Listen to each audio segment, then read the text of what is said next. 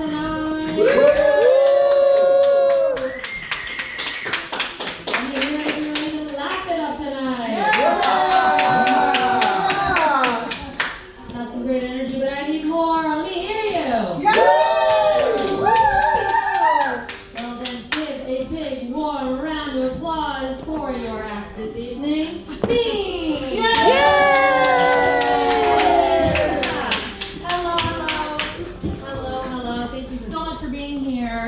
I am unwell. And I'm Jewish. Is a synonym. And my name is Sophia Jane Wolkoff. And thank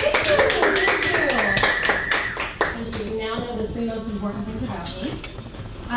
So glad you're here. It's the last show. I'm going to spill my guts to you. It's going to be great. Before I get started, just as a proud Jewish woman in the world today, I feel that it's my duty at the top of the show to just address the ongoing conflict with my mother.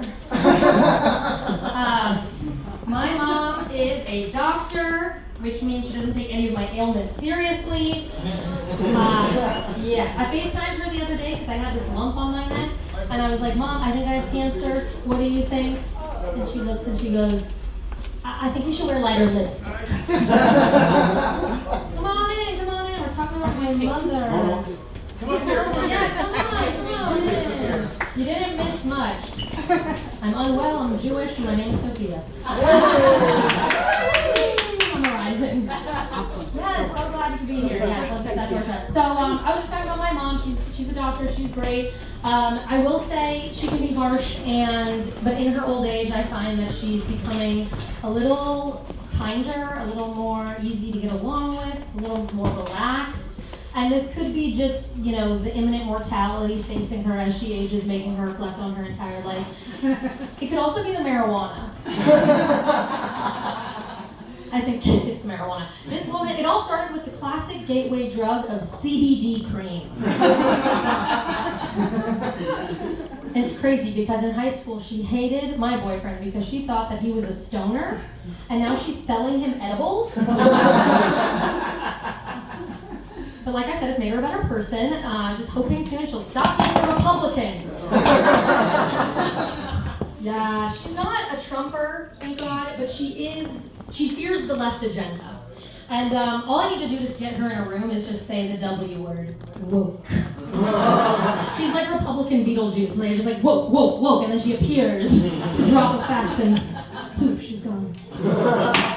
She is, a Republican, but she's not a psychopath. She's a woman of science, she's a doctor. But even though she's a woman of science, she doesn't believe in the modern fascination with hydration. She thinks water is overrated. She's a doctor who hates water, and she's a gynecologist who hates women. She's just rejecting modernity in all its forms, just from hydration all the way to women's rights. I love my parents. There can be a lot. One of the things that I find most challenging about having aging parents is going out to dinner with them. Because if it's not like, if the noise in the restaurant is anything above ambient, and the light in the restaurant is not as bright as the butt crack of dawn, they're immediately like, it's too dark in here and it's too loud. Just right off the bat. And then they get their flashlight out to look at the menu. And I'm like, are you doing open heart surgery in this Nando's? My mom's like, Siri, turn on my flashlight, pass me the scalpel. Boggles the mind. But, and then my dad starts in on the music. And listen, my dad, he's of a certain generation. He thinks classic rock is the only genre. And it's hard to argue with him because his first slow dance was to the song God Only Knows by the Beach Boys. Are we familiar with that song? God Only Knows. It's one of the most beautiful, ethereal, haunting love songs of all time. My first slow dance was to a song called Stick With You by the Pussycat Dolls. Not Stick With You, by the way. Stick With You. One word. No grammar. But I don't think that every song of his era is as transcendent as they would have us believe. And I might lose you in the audience right now, but this is my hot take. I don't think that John Lennon's Imagine is... I think it's overrated. I think it's overrated. I know. And if I say that to my dad, smoke will start coming out of his ears, and boomers love that song. And of course they do, because The song goes, imagine there's no war. Yeah, that's all you did was imagine. You didn't do anything about it. How about, let's not actively create war. That would be a good start. No greed or hunger. Like, you created an economy predicated on those two things. God only knows what would happen if you did less imagining and more doing. Maybe my student debt wouldn't stick with me to today. Okay, that was the negativity. I'm gonna bring some positivity in the room because we all deserve it. I just got engaged. Yay! Yes, I know. I'm actually not a comedian. I just came here to get attention about this. So. Thank you. No, I just got engaged, and an amazing thing happened after I got engaged. All of my problems just did not go away. And I'm so frustrated. Like, it was supposed to be happily ever after, not happy every once in a while, but still need the meds. Like, is this thing on? Hello? But I do think I'd be sad if I wasn't depressed anymore. But I love my ring. I cannot stop looking at it. He did good. I wanted an emerald. It's exactly what I want. I look at it all the time. I think about it all the time. I mean, it's just like so stunning to me. It's oh my God. Oh, sorry about that. Whoa. I've never related more to Gollum from Lord of the Rings. And that is saying something because I've been on shrooms in the woods and thought that I was Gollum. It's truly a ring of power because it's turned me into an evil gremlin, and it's another ring that makes men disappear. Oh. We got some Lord of the Rings fans in here. I'm happy about that. Yeah, amazing. Yeah, my fiance and I will just like be looking at it together, and I'm like, stupid fat hobbit.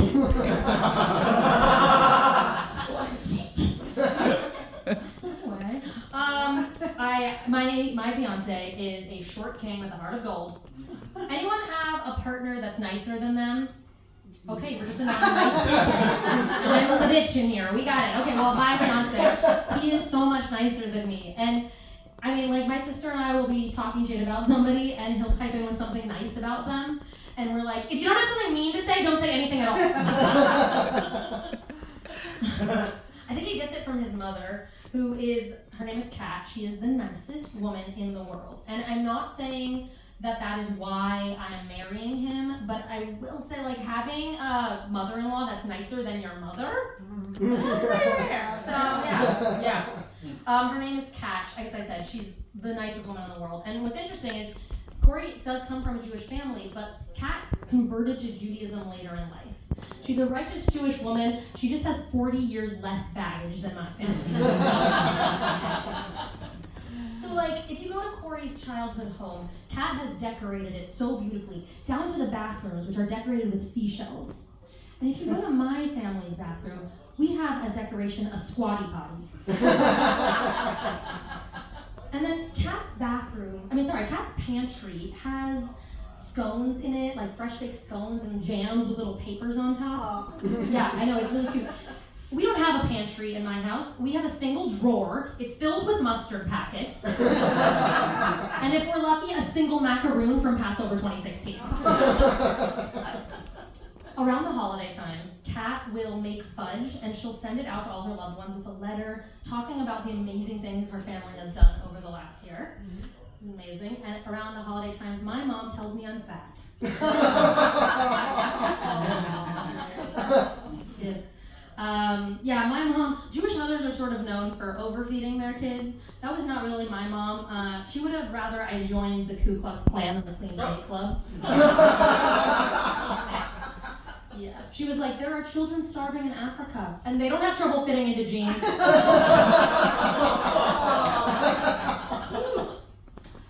Yeah. Thank you for laughing at that. No, it's tough. Growing up in that way with that low self-esteem that I had, it is amazing to me that I am engaged, you know. Can I just say, one of the things that's annoying about being engaged is that I feel like I hate saying the word fiance because it just sounds really obnoxious, like fiance.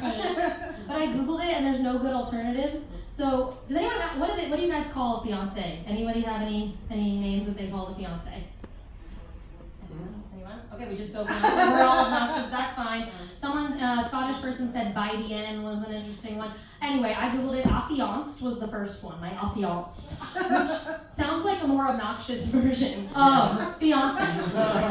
So can't do that. Then there's my prospective spouse. Yeah, sounds like I've been accepted to several universities, but I haven't decided which one I'm going to yet.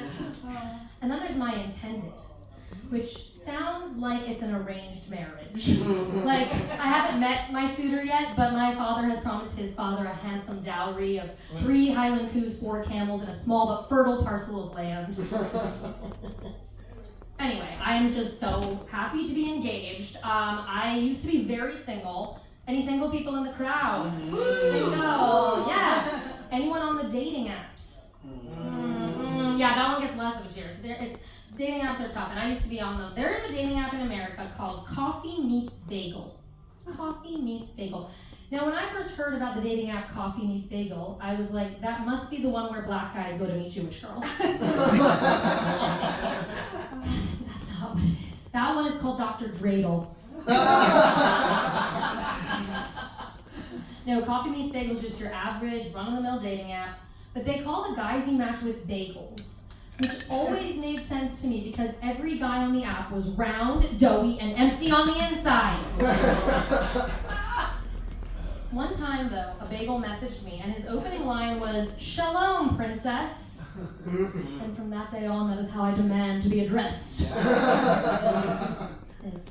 I was always envious of the women in days of yore who had gentleman callers. You know, like, I want a gentleman caller. No one called me on the phone anymore, let alone goes to my home to inquire as to my dateability.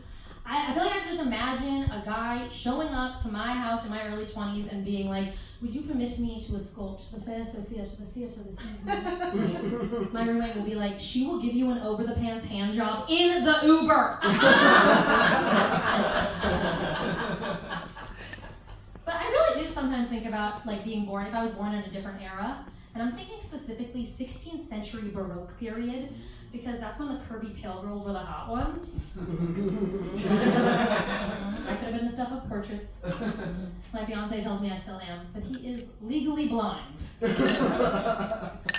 Yeah, and then also, like, they weren't so nice to the Jews in the Baroque period, so if I'm gonna get burned, it's gonna be by the sun and not at the stake.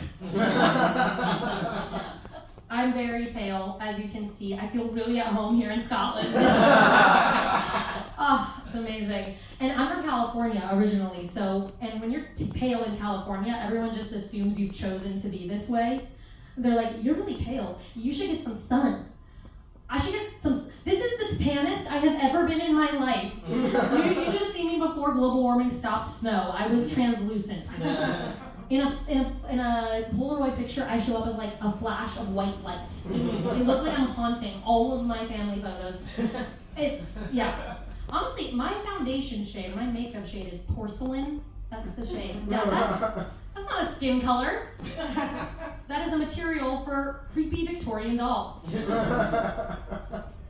Anyway, I always felt a little self-conscious about how I look, and I went through my fair share of heartbreaks before getting engaged. Anyone been heartbroken in the room?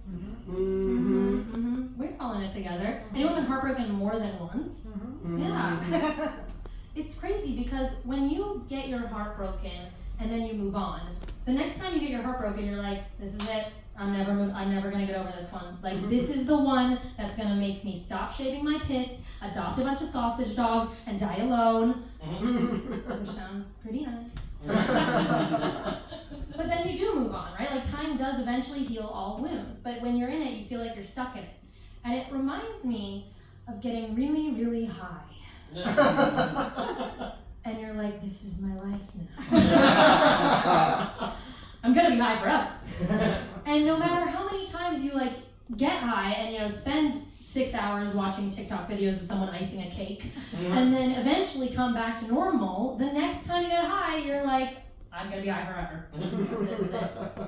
But time does heal all wounds. And I like to tell myself that if human beings could die of heartbreak, we would all be dead. And if drug trips could last forever, my parents and I would get along way better. Because they'd still be stoned from the 60s. And everyone is more agreeable on mushrooms. So yes, my fiance and I, we met in high school, which is really cute. And we broke up for 5 years though, to see other people, to be with other people, which is totally normal that I did it and completely disgusting and unforgivable that he ever did that. But the cute thing about dating your high school sweetheart is that when we were younger, in high school, he, like many teenage boys, pretended that girls didn't poop. You know, remember when we were younger, we had to pretend like we didn't poop for the boys? Or fart, I don't know if this is an experience at all or not, but I held in farts for a long time around him.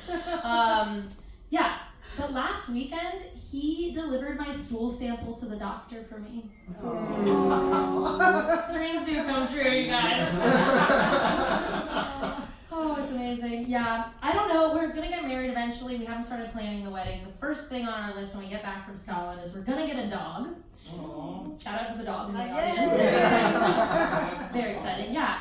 And I've been noticing that people are cautioning me against certain dog breeds because of their health issues. They're like, this dog has this kind of health issue.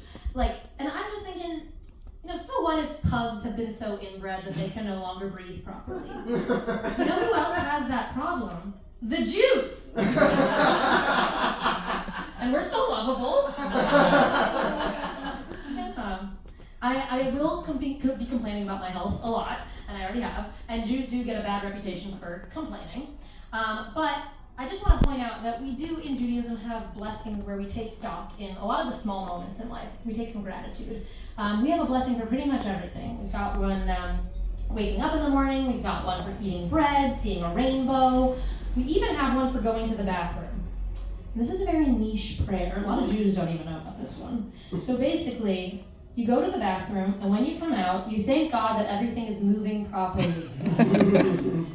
Which is just so funny, because if you've ever been a Jew in the bathroom, you know that nothing is ever moving properly. It's either moving too fast or too slow. And since I got to Scotland, it is not moving at all. Yeah. I have some tummy issues, as is evidenced by the title of this show, Gut Feelings. I was recently diagnosed with celiac disease, so I can't eat bread. Anyone else have nothing to live for? Oh my God! There's great bread here in Scotland. There's what? Great bread. Yes. Oh my gosh, it is really amazing here in Scotland. Everything's labeled beautifully. Everything is all the waiters know so much about it. It's impossible to find anything in New York, honestly. It's really tough. And the focaccia tastes terrible. I mean, the fact that they even have gluten-free focaccia just blows my mind. But the other day I went to grab a packet of tea. This was in America. And on the packet of tea it said, tea is a gluten-free beverage. And I was just okay, Earl Grey, why do you gotta be so condescending? Tea is a gluten-free beverage, you idiot. Why are you even looking? So that sucks. But yeah, I feel great here. I thought that when I became celiac, I would feel like I was a part of something. I feel like a part of a group. But it turns out there's celiac identity politics, just like any other group. I'm not celiac enough. People find out that cross-contamination doesn't impact me that much, and in their eyes, I am a bread monger. But, and that's not where the tummy troubles stop for me, unfortunately. I was also diagnosed with ulcerative colitis just a few weeks later. Yeah. I won't bore you with the dirty details of how I figured that one out. But let's just say it was a few too many close calls in the grocery store where farting nearly became the worst day of my life. Yeah, it's tough, but it is treatable, which is amazing. It's treatable. All I need to do is take an enema every night. Clap it up if you know what an enema is. We got an enema crowd, guys. Yes. It's just as uniting as being heartbroken. I'll tell you what an enema is in case you don't know. It is a small bottle. Yeah, he knows. Sorry. She doesn't bite. She's just telling you to stop. Enemas Shem, come here. A small bottle of medicine, usually administered rectally. Up here. They're administered rectally. And what's interesting about enema is usually She doesn't bite. She's bossy. We okay back there with the doggies? Yes. have too many enemas? I know, because basically, even though enemas are usually made to flush people out, my enema is made to be held in. And if you've ever taken an enema, you know that that's very challenging. So, and I have to take this every night, and I'm supposed to lie on my left side as I fall asleep. I don't know anatomy, some reason that's what happens. So, here's the thing though, I sleep on the left side of the bed. So what happens is Corey and I will be cuddling for 5 to 7 minutes, and then I'll turn away from him. I'm like, it's enema time. I turn away. I make him turn away too, by the way. Like, I know he's delivered my stool sample, but some things must remain sacred. Like, we haven't even done anal yet. He's not gonna see my mouth. So I'm like, Corey, look away. Look away. And then I turn to my left side and I put the enema in. I will not demonstrate. And then I lie on my left side as I fall asleep, just kind of staring at the wall, just, when will my husband return from war? But like I'm the one at war with my colon, you know?